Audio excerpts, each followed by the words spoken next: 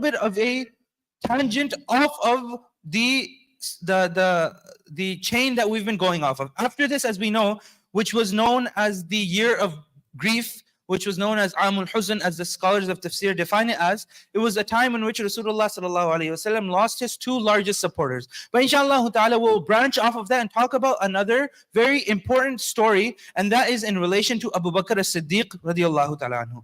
Abu Bakr as-Siddiq radiallahu ta'ala anhu, as we know the merits and virtues regarding him, that he was the first man to accept Islam. And his acceptance of Islam was not done through some form of evidence or some form of due diligence. But rather, Abu Bakr as-Siddiq radiallahu ta'ala anhu had this undying trust in Rasulullah sallallahu alayhi wasallam. And he would say, if Muhammad has said it, then there's no way it could be false. If Muhammad has said it, then there's no way it could be false. So he accepted Islam merely off of Rasulullah sallallahu alaihi wasallam, telling him that I am a prophet of Allah and Allah subhanahu wa ta'ala is one. There is no being besides him who is worthy of worship, and I am a liaison, I am a middleman between Allah, the creator, and his creation. So Abu Bakr as-Siddiq radiallahu ta'ala anhu, without asking any further questions, he accepted Islam right away. So we know that he has a huge place within our deen, and as we know, he was the first Khalifa of Islam. Right? He was known as Khalifa to Rasulullah sallallahu alaihi wasallam. He was known as the chosen leader of Rasulullah sallallahu alaihi wasallam for the believers. During this time, during this period of the first migration, Abu Bakr as-Siddiq radiallahu ta'ala anhu also had opted in, because of course the permission was general for everyone. He had also opted in to migrate towards Abyssinia. He'd also opted in to migrate towards Abyssinia. And because, as I mentioned earlier, that this was due to the difficulties of the Sahaba, the difficulties that the Sahaba were facing in Makkah Mukarramah at the time, due to the constant harassment and due to the constant belittling of their deen, of them, and also not from the people around them, but also family members as well. So Abu Bakr as-Siddiq radiallahu ta'ala anhu also opted in to go towards Abyssinia as well. On his way to Abyssinia, he was met by a person, a chieftain or a leader of Quraysh by the name of Ibn Dughunna. Ibn Dughunna, upon seeing Abu Bakr as-Siddiq radiallahu ta'ala anhu leaving, and of course one could understand if for example someone is traveling, their whole car is packed up. If anyone sees them at face value, it would seem as if they're traveling without having to ask many questions, without having to know whether they're traveling or not. If a person's car, his vehicle is packed up or he has a backpack, he knows that he's traveling. So Ibn Dughunna asked Abu Bakr as-Siddiq radiallahu ta'ala anhu, where are you off to? Where are you going? Where are you leaving to?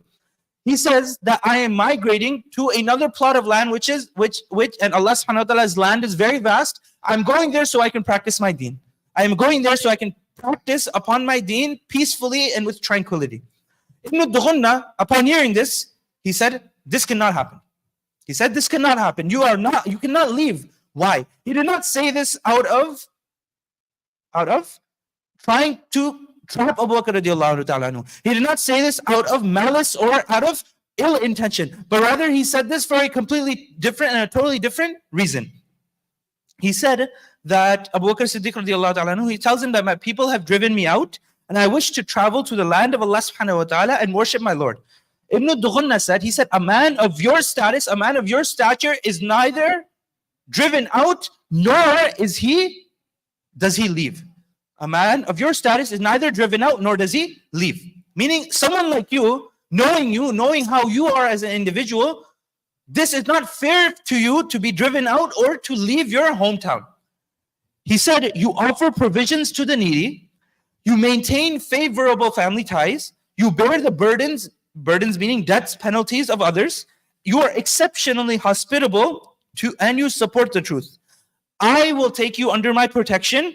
Go on and return home. Go ahead and return home. As I mentioned last week, that this was a huge deal amongst the Arabs, that if an individual, especially from amongst the leaders, granted protection to another, whether that be from amongst the layman or whether that be from amongst the community, if they granted protection to another, then no one was able to or dare to breach that protection. No one was allowed to harm the individual who was protected. So Ibn Dughunna, being the status he had, being from amongst the leaders of Quraysh, granted protection to Abu Bakr as-Siddiq radiallahu ta'ala anhu.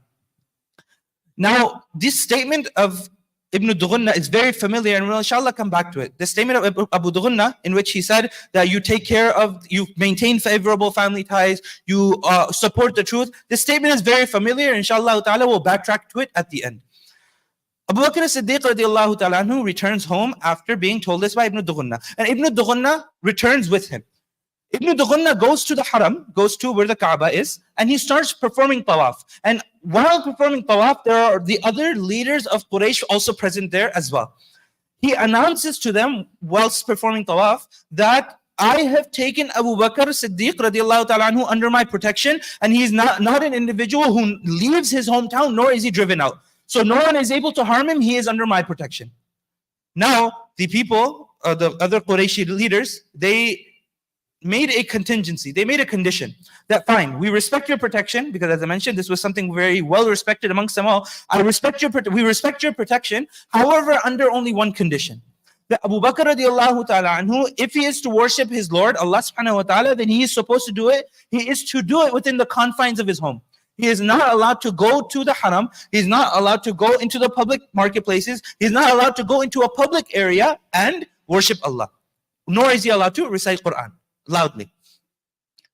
Ibn Dughunna, he portrayed this to Abu Bakr Siddiq radiallahu ta'ala anhu, and Abu Bakr Siddiq radiallahu ta'ala anhu agreed, and he stayed within his home.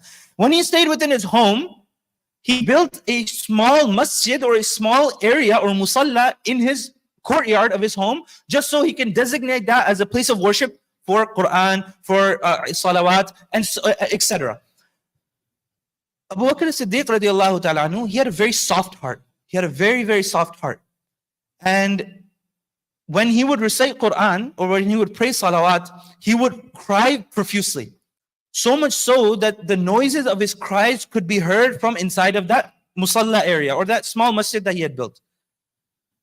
And the Qurayshi leaders started to notice that the women folk and the children who would pass by his home would start to grow interest towards listening to the recitation of Quran by Abu Bakr radiallahu anhu. And they would be awed and left dumbfounded of how much he would weep and cry due to that recitation. And they would stay there and listen to his recitation. So the chieftains of Quraysh, they said that this is actually Ibn Dughunna's protection is actually proving a detriment to our society. It's becoming a problem for us. It's becoming a problem for us. We cannot have Abu Bakr radiallahu ta'ala anhu here anymore. So they go to Ibn Dughunna, stating to him that listen, he's reciting Quran very loudly, he's praying a salawat, he's weeping very profusely, so much so that our women folk and our children are hearing it. So now the condition that we had put is not being fulfilled. Ibn Dughunna, hearing this, goes to Abu Bakr as-Siddiq radiallahu ta'ala anhu. Abu Bakr as-Siddiq radiallahu ta'ala anhu hears from Ibn Dughunna, and he says, you know what? Keep your protection, I don't need it. Keep your protection, I don't need it. I only want protection from Allah. Allah subhanahu wa ta'ala will keep me protected. This statement of Abu Bakr as-Siddiq radiallahu ta'ala anhu falls in line with a very beautiful hadith of Rasulullah sallallahu alayhi wa sallam. It's a lengthy hadith, and it's narrated by Imam Tirmidhi rahimahullah ta'ala, and in other places it's narrated by Imam Ahmad rahimahullah ta'ala in his Musnad. And in the hadith goes that Rasulullah sallallahu alayhi wa sallam says, "Ihfadillah yahfadka. Ihfadillah yahfadka.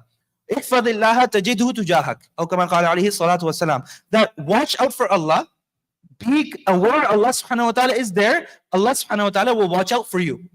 Be aware of Allah subhanahu wa ta'ala's presence, you will find Allah subhanahu wa ta'ala in front of you. This hadith teaches us the importance of utter reliance upon Allah subhanahu wa ta'ala. Abu Bakr as-Siddiq radiallahu ta'ala anhu did not want the protection for the sake of the protection, but rather it was just an easy way out to maintain his home within Makkah Mukarramah. But the moment that protection went against the orders of Allah, against the da'wah that he could have been doing, that he was doing currently, he said, I don't want it. My true protection lies with Allah subhanahu wa ta'ala, and He will continuously protect me. He will continuously protect me. So this is a very powerful statement of Abu Bakr Siddiq radiallahu ta'ala anhu to Ibn Dughunna. I don't want your protection, you can keep it. I don't want it. But Allah subhanahu wa ta'ala will continuously protect me. As I mentioned, we'll backtrack to a statement that Ibn Dughunna made. that Abu Bakr Siddiq radiallahu ta'ala anhu was someone who is nor is he driven out, nor does he leave. Also, he maintains favorable family ties. He's also an individual who he takes the burden of debt and penalties of others upon himself, or otherwise known as kafala. Kafala is a term which is used in Islamic jurisprudence, which denotes that if a person who is in debt or has some form of monetary debt upon him, there's an individual who can come along and say that, listen, I'll take care of it for you. You don't have to worry about it. Right? He was known as a kafil. So this statement of Abu Bakr Siddiq radiallahu ta'ala is a very familiar statement. And this statement of Ibn Dughunna, I apologize, is a familiar statement and falls in line with the statement of Khadija radiallahu ta'ala anha about who? About the Prophet sallallahu alaihi wasallam. The traits that Abu Bakr Siddiq radiallahu ta'ala anhu had, the traits that Abu Bakr Siddiq radiallahu ta'ala anhu had were similar traits that of the Messenger sallallahu alaihi wasallam had. Right? This is the closeness that they had. And this is the imitation of Abu Bakr Siddiq radiallahu anhu to Rasulullah sallallahu alaihi wasallam. The Arifin, meaning the scholars of spiritual science, they state that where Nubuwwah ends, Siddiqiyya starts.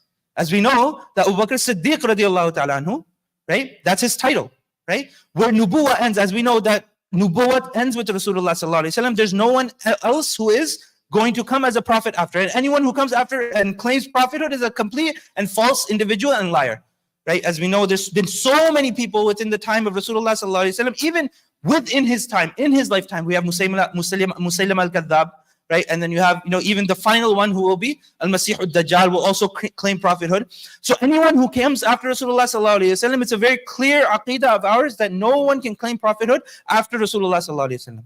So the scholars of science, spiritual science state that where Nubuwwat ends, meaning Rasulullah sallallahu alaihi wasallam is the final Nabi. Siddiqiyya regarding Abu Bakr radiallahu ta'ala anhu starts. Right? So this is the closeness. The only difference between Abu Bakr Siddiq radiallahu ta'ala anhu and Rasulullah sallallahu alayhi wasallam is that the Messenger sallallahu alayhi wasallam is a chosen one of Allah subhanahu wa ta'ala, showing us his lofty and his grandeur status. Showing us his lofty and high status, showing the lofty and high status of Abu Bakr Siddiq radiallahu ta'ala anhu. And as we know that the Messenger sallallahu alaihi wasallam himself handpicked Abu Bakr as-Siddiq radiallahu ta'ala anhu for khilafah, right? That's why, inshallah ta'ala, we'll end off with this. That's why Amirul Mu'mineen was not a title that Abu Bakr radiallahu ta'ala anhu held. It was rather a title which Umar radiallahu ta'ala anhu held. Umar radiallahu ta'ala anhu was the first to be known as Amirul Mu'mineen, the leader of the believers. But Rasulullah sallallahu alaihi wasallam choosing Abu Bakr as-Siddiq radiallahu ta'ala anhu as the first appointed khalifa shows us that he was not someone which the mu'mineen or the general community appointed, but rather he was appointed directly from the top, from Rasulullah sallallahu alaihi wasallam himself. May Allah subhanahu wa ta'ala give us all the ability to be like Abu Bakr as-Siddiq radiallahu ta'ala anhu and imitate Rasulullah sallallahu alaihi wasallam as he should be imitated. Subhanallah wa bihamdihi, subhanakallahumma wa bihamdika, ashhadu an la ilaha illa anta, astaghfiruka wa atubu ilayk.